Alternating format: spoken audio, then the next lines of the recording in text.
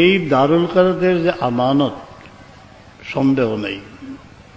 এই ঘটনা বারবার শুনছেন যে বদরপুরি সেই যুগের শ্রেষ্ঠ বুজুর্গ গোলকাফনি হিসাবে খাবে দেশলা যে তান দিল বড় আরমান যে কার কাছে কোরআনে পাশ মস পড়তা।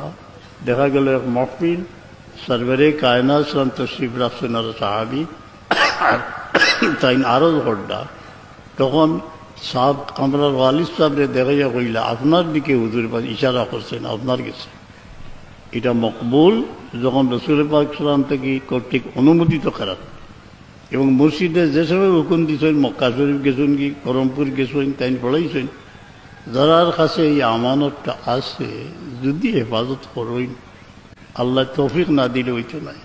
আল্লাহ কোরআনে পাকের যত খাদিম আছেন এরারে সেহেত তন্দুরুস্তি দিয়া তাম ফিতনা থেকে বাঁচাইয়া খেদমতরে করবার তৌফিক দেও।